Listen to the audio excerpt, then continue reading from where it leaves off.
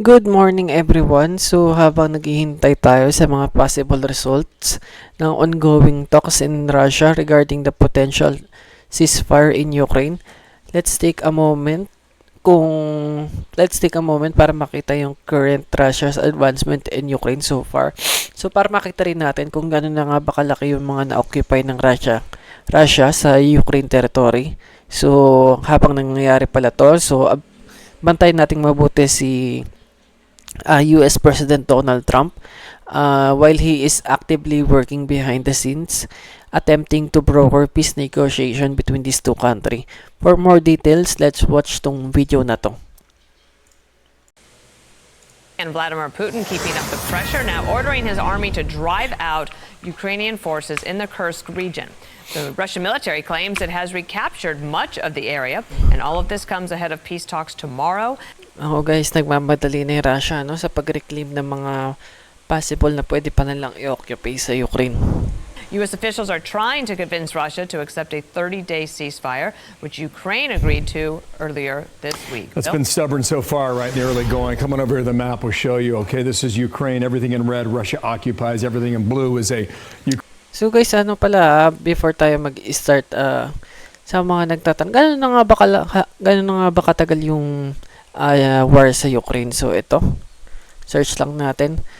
The war in Ukraine began on February 24, 2022, when the Russia launched a large-scale invasion. As of today, March 14, so today 2025, the conflict is ongoing for over 3 years. So medyo matagal na, 3 years na talaga guys, no? Tagal na. Kailangan ng matigal tong war na to. So tuloy natin. Ukrainian counteroffensive. The area you talked about, Dana, is Kursk. It's just a bit of spit of an area up here in the northeastern part of the country. Let's put the map in motion, okay? 6 months ago, this is what the Ukrainian military did. They went into Russia, and fairly effectively, too. Everything in the blue dotted line is what the Ukrainians had captured, all right? That was 6 months ago in September of 2024, and now you come the counteroffensive on behalf of the Russian army. They came in from the north, okay, back on March 5th. They came in from the east as well, and they've retaken a lot of that territory. As of today, March 11th, everything you see in blue is what the Ukrainians still occupy. Sudza is a population, just to give you an idea here, these are villages, all right? They move from village to village, whether it's the Ukrainian military or the Russian military. Sudza is the largest town in the Kursk area of contention, population 6,000. So it's not a ton of people now that are living in that area. I mentioned everything in blue is what the Ukrainians have recaptured. Everything in red is what Russia holds today. And what is the comparison for that geography? If you were to take this area and transpose it here in the United States, some of our big... Guys, malaki din pala, no? Malaki din pala yung nakuha ng Russia, no? So ito daw yung equivalent. So ilang state to? 1, 2, 3, 4, 5, 6, 7, almost 7. Kung sasama mo itong malita to, almost 8. Biggest states like California, Texas, Florida, throw in Wisconsin, Michigan, Pennsylvania, and New York. Those 7 states are the equivalent of the area that the Russian military has occupied. So somewhat impressive, but impressive too that the Ukrainians have held on to what they have thus far. Come on back over here. We'll bring in the man with the plan. General Jack Keane joins us. Nice to see you in person, General. Yeah, great to be here. So Russia says no to the ceasefire offer. They want to recapture the area I just described over there. Where are we now? Well, first, I do think they'll recapture that area. As you indicated, think of this. No one has occupied Russian territory since Hitler and the Germans in World War II. They've occupied this territory for 6 months. They brought in North Koreans, 10,000 plus strong, to retake that territory, and it took all of this time. That's why if you put up last year's map of that area in red right there, it would look relatively the same. They made some marginal tactical gains, but what they really wanted to do is make operational gains to take them all the way down into Odessa, capture Odessa, and go further into Ukraine to the west than what you see on that map. None of that has been accomplished. Russia has a lot more challenges than their narrative would suggest. Their narrative is we're on the offense, Ukraine's on the defense, therefore they're losing. Not surprised that they push back on the ceasefire.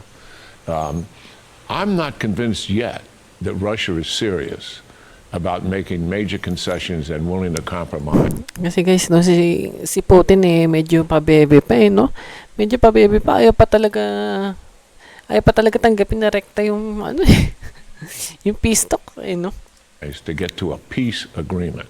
I think that really remains to be seen. And so what do you think President Trump's next move would be then, to pressure them more? I mean, he's threatened there could be more pressure on Russia, perhaps giving Ukraine more weapons if they need them? Yeah, well, that's an excellent point. People talk about the balls in Russia's court. It's as much in President Trump's court as it is. Look, we punished Ukraine for not being willing to take a ceasefire. Remember, Zelensky wanted conditions first, security conditions, before he would agree to a ceasefire. And we took our weapons away from them and our intelligence. I think we should do much the same to Russia. They're not going into the ceasefire deal. The administration is talking about sanctions. I believe Trump's sanctions would be tougher than Biden's sanctions, but look, Russia has always manipulated sanctions. They normally take a while to take effect. What Putin pays more attention to is the battlefield, and your suggestion, I believe, is the right one, and that is increase the weapons, air defense systems, protect the people in those cities, long-range fires, and help strengthen Ukraine's defense. Give them mines and other things that they need. The administration's got a list of what all that is. I'm able to do that. Here's Marco Rubio. He was the one in Saudi Arabia. Watch him in Ireland yesterday. We're going to bring it to them directly. We're going to say that Ukraine is prepared to stop all battlefield activity and begin the immediate process of negotiating an enduring end to the war. And we'll see what their response is. If their response is yes, then we know we've made real progress and there's a real chance of peace. If their response is no, it would be highly unfortunate, and it would make their intentions clear. So that's kind of old news at the moment here, given the news out of Moscow. I think what you told Dana and me 3 weeks ago is something we have to revisit here. There are all these questions about why the Americans are going to Saudi Arabia and meeting with the Russians without the Ukrainians and without any European partners. And you came on TV and you said, you have to determine whether or not the Russians are serious about a ceasefire and peace. And you can't do that on the phone. You have to do it in person. And you just said again that you're not convinced they are at that point yet. Correct? Yeah, well, the Russians are really experts at gaming us and manipulating us. And certainly Zelensky, it was uncalled for him to lecture the president about this in front of the international and American media. The point is well taken. I mean, they've blown off 25 ceasefires, as he indicated, not only in Ukraine, but in Syria. And usually when he accepts the ceasefire, what do? They rearm, but they also reposition, which is usually a violation of any ceasefire. So the Russians are gaming us a little bit here, and let's see whether they're really serious about this or not. Remains to be seen. Okay. We have heard from Moscow, but not from Putin directly. And he took a trip today in his camo. He wanted to be seen, wanted to be visible. Does that give you, based on your knowledge of his operational style, does that tell you anything about his intentions? Yeah, very much so. I mean, he's using this as leverage. This is his first visit to this Ukraine-occupied territory. Obviously, he's in the Russian piece of it. He knows he's going to get international coverage of that visit. He's getting it, and he wants to use this as leverage going into the ceasefire negotiations. General, thank you so much. Yeah. Great to see you in person. Great being here. Okay. So great to see you. Joaquin, thank you. Thank you so much. I'm Steve Ducey. I'm Brian. So, ayun guys. So, wala pa talaga masyadong update kasi medyo kakarating pa lang ng mga taga-US diplomats in Russia. So, that concludes our update on the ongoing situation in Ukraine and Russia's military action. So, as the peace talks continue, let's keep a close eye on the developments, especially yung mga efforts na ginagawa ni US President Donald Trump para resolve na tong Ukraine war na to. So 3 years na guys, 3 years na tong war na to. So ayun lang. Thank you for joining us and be sure to stay tuned for more news sa mga ganto klaseng news. So until next time, thank you.